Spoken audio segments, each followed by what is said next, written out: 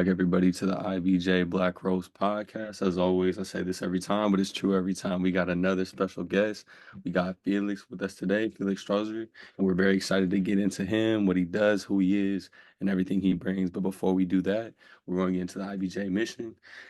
The IBJ mission, the purpose of the Institute of Black Justice is to relentlessly pursue equity and justice for all. The IBJ mission is threefold: to be an advocate for fairness and equity, to be an accelerator of the justice system's transformation, and to be an accomplice to the credible social justice influencers and the communities they serve. Today's podcast tonight is going to be on Felix Strozier's Adults with Learning Disabilities Foundation, founder slash executive director. And we're very excited to get into this today. The overview is Adults with Learning Disabilities Foundation was envisioned in 1988 by the founder and CEO Felix Strozier. The foundation is a community-based action organization dedicated to bringing awareness to adults' illiteracy by working with a team of volunteers and agencies promoting literacy throughout the country. Morgan, I'm gonna hand it off to you to give him an introduction. Thank you, Isaiah. Always, good to have your voice be the first heard, to energize our listeners, and just gear us into getting ready for the podcast topic. Again, welcome, Felix, longtime friend, mentor, confidant. So it's so good to have the opportunity to have you on today. And we can share all we want to share about you, but please, would you be okay with sharing a little bit about you for our listeners and community members? Absolutely, absolutely.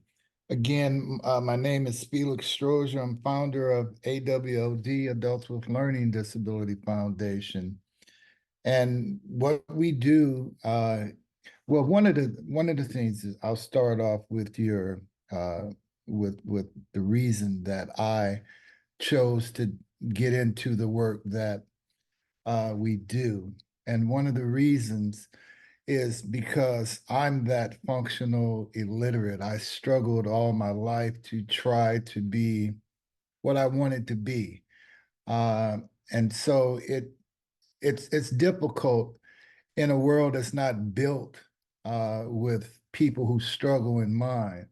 So it just made it a lot harder. So what I've done was I figured out I knew enough to be able to teach someone that knew less than I did. So I was willing to step out and just help those who I could help. And then I would be able to also help myself. So just kind of make it stronger. And so in 2020, we decided to start the organization, and that happened right around the COVID time. And so we continued to struggle and we continued to see people because we felt that that was a bad time for people who struggled with reading and writing. Now they would have to go to computers and to get their information, and maybe a lot of them couldn't do that. And so it just made life that much harder. So again, it came out of my everyday struggles as a young boy, knowing that I had a different way of learning. I didn't read it. I remembered it. Someone told me. But yes, it was because of my own struggle. Thank you very much for the introduction, Felix. We got a couple questions for you just to build off of what you've already shared with us. Yes, I sir. think the first question, which you already started to hit on, was what made you choose to help adults with learning disabilities? I know you had your own struggles, but what made you want to help other people as well with a similar struggle? You know, I guess it just comes from my upbringing and just what I saw uh, through my own struggle. It was hard, you know. Everything that we do in the world stems from reading and writing, and so reading can boost you forward. Not knowing how to read can hold you back. And so it was just understanding the importance, and also wanting to have something that you know everybody else was able to have jobs and fill out the applications and have nice things. And so a lot of that was just wanting to fit in, but wondering why I didn't fit in. So I just found it to be a good way to help others, help my community, and just to tell you how bad the problem is once you look at statistics, it kind of tell you someone needs to do something about it, because it's 130 million adults in America that struggle with reading and writing. And it's not all stemmed from not going to school, not studying. Actually, some of these people really studied hard and just didn't get the gift that some people got. Yes, sir. And I did have a question, just kind of to jump off of what you had already mentioned. How did you go about creating a team? Like, was everybody on, or were there people on board once they heard your mission, or did you have to kind of pay people to kind of help you? Yeah, well, it was a little bit of both, but the thing is it's hard to get people to help when they don't understand what it is. So we started off by just what we call locating and educating. We had to get in a room full of people and talk about adult illiteracy and what that looked like. But the team, the team, the foundation, 1988, that's a long time.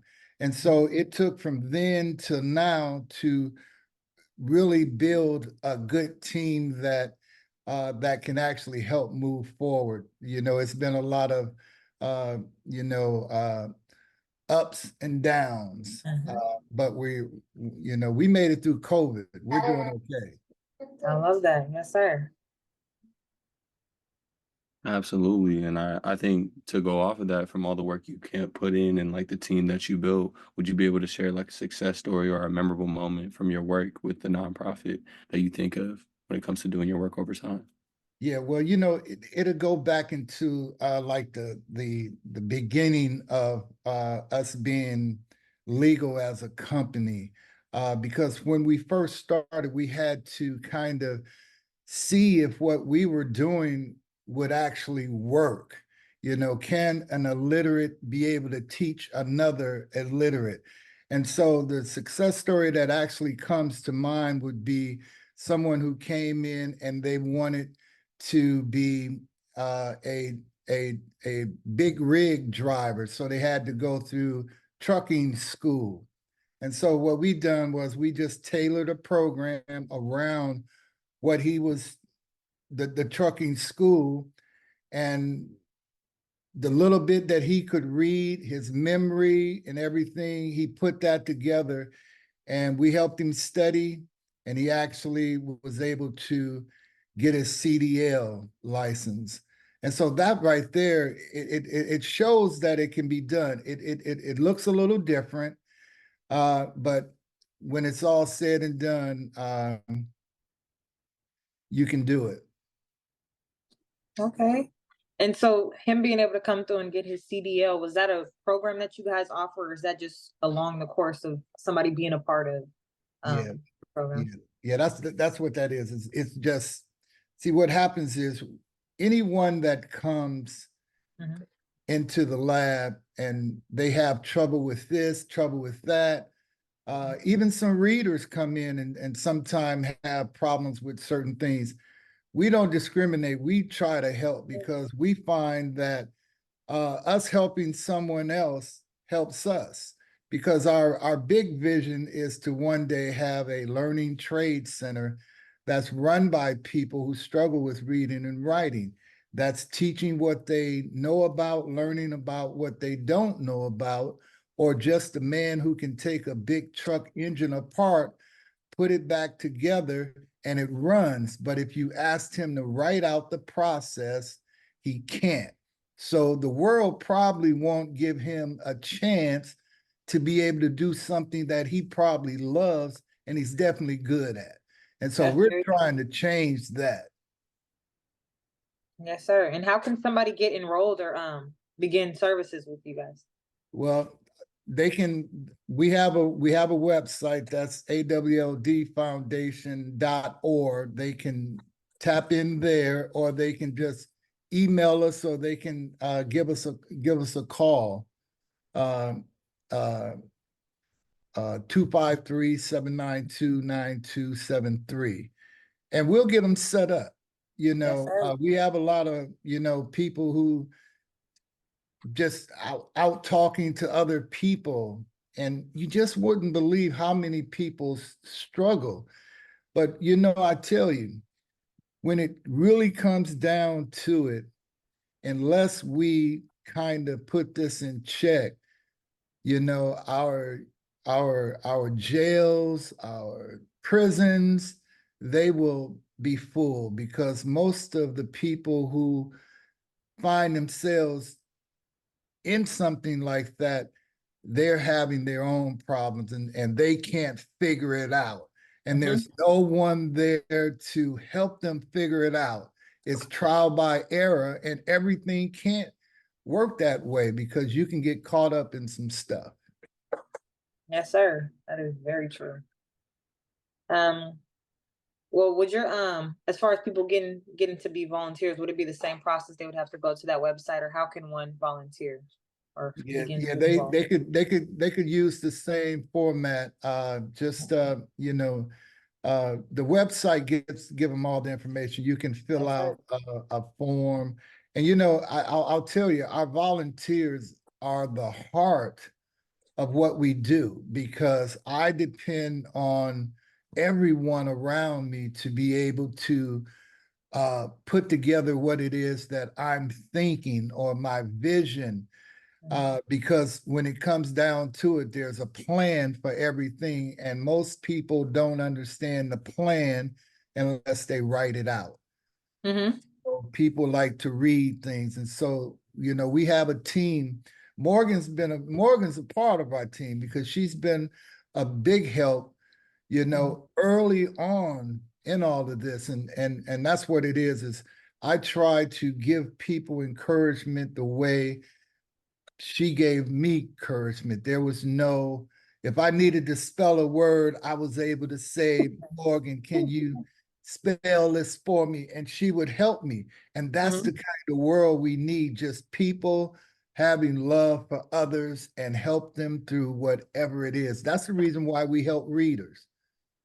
We won't separate them, but we don't always want to be in the same room, or we don't want the two to mingle, because of this is, if you have a non-reader and you have a reader, and there's a person with opportunity in there, the reader will get the opportunity, because the reader will be able to fill out the paperwork,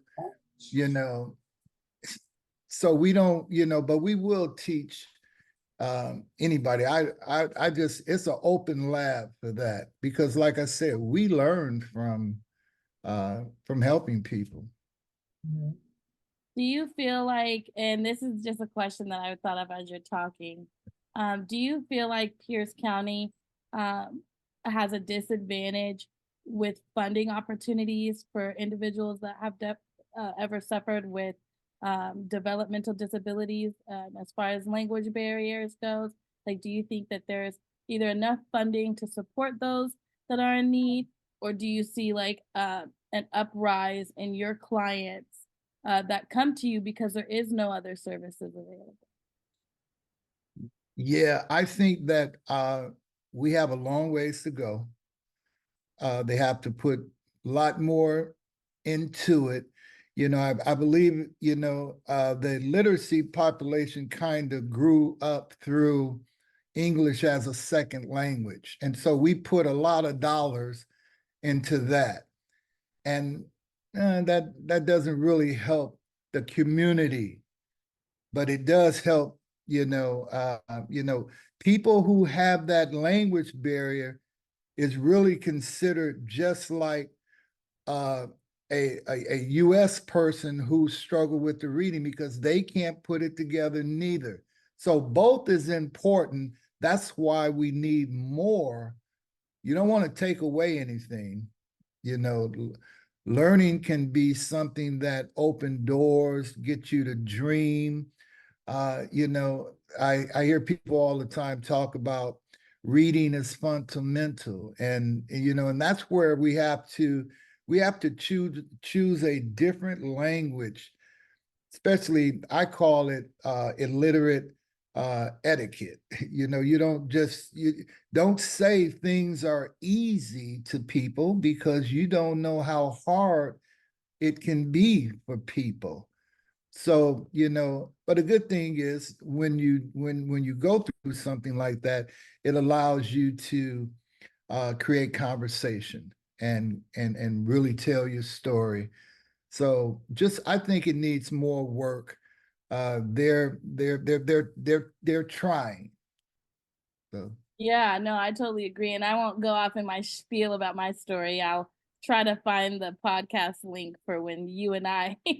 recorded that time. But just a brief synopsis. So last week, or I think during the ACES program, briefly talked about um, I briefly talked about having to go through, you know, life as a drug addicted young adult or, you know, infant, Mhm. and transitioning into the life being addicted to drugs by my parents' mistake, right?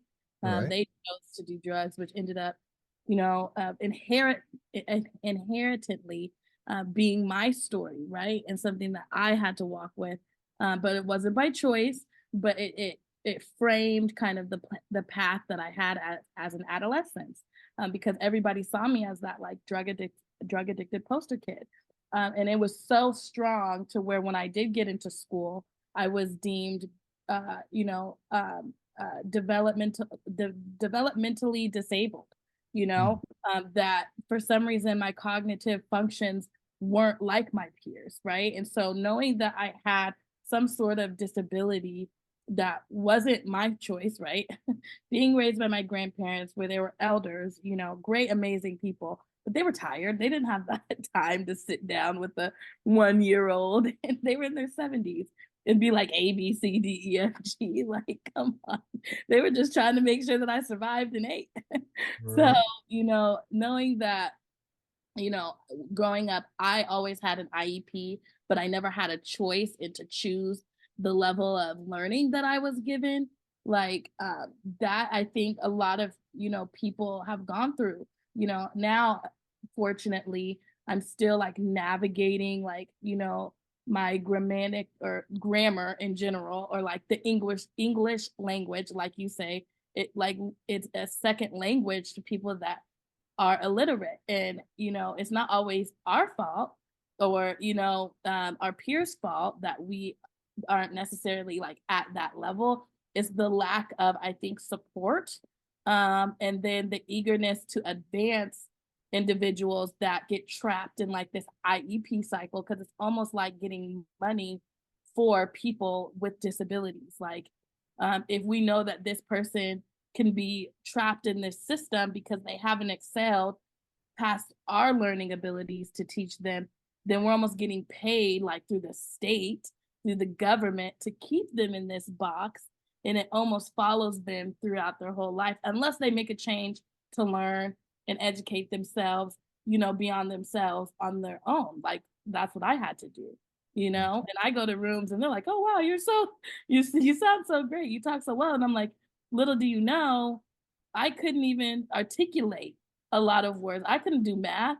What? Like thinking about it, you know, I couldn't do math as a kid. I was horrible. And so that made me think of like, how can I teach my son, you know, basic arithmetic or basic, for those that don't know what arithmetic is, you can tell I was raised by my grandparents, but basic math, Mhm. or even like sitting there and trying to help him with his sight words or, you know, reading is something that I have to push myself to do because I wasn't given that supportive service as a child, you know? And so I think that, you know, so many people have gone through this, but have became suppressed by their inability to voice their, you know, truth and then say, hey, this is who I am and wear that because that's when you gain that knowledge, you know, living in that space of truth. So do you feel like you have felt like there has been some of your clients that have felt like because of their illiteracy has led to like mental health issues? Yeah, it can. Pain brings on stress, and stress brings on pain. And so, when you get to a point of you just don't know and you're looking for opportunity, one reason the prisons are so full of us is because good opportunity, bad opportunity came before good opportunity. They couldn't fill out the application, but they could accept the sack that was given to them to go out and sell. They were actually pretty good businessmen. But if we just go about in the old days, it was just you got jobs because of your ability to be able to perform the job. They taught you the job. If you learned it, you were able to do it. If not, they didn't keep you past 3 days. We got away from that. We wanted to weed people out, and we just really sort of like weeded out some of the best of what the literacy world has to, because you're an illiterate doesn't mean that you're stupid. It's almost like if you have one arm, all your strength goes over to your other arm. You have some strong, you can do some things. You can do some things. It just looks a little bit different. And in the school system, you have, I think, like visual, on hands, and then you have the book part. But the only part we recognize is the book part, you know. And believe me, a lot of times when I listen to people speak, or just watch people write, because I have a story to tell and I can't write it. And it's not that, you can come up with ways today to be able to actually do things, and we're trying to find quicker ways for people to be able to be successful in doing certain things, where like a letter to your daughter won't take 3 days to write.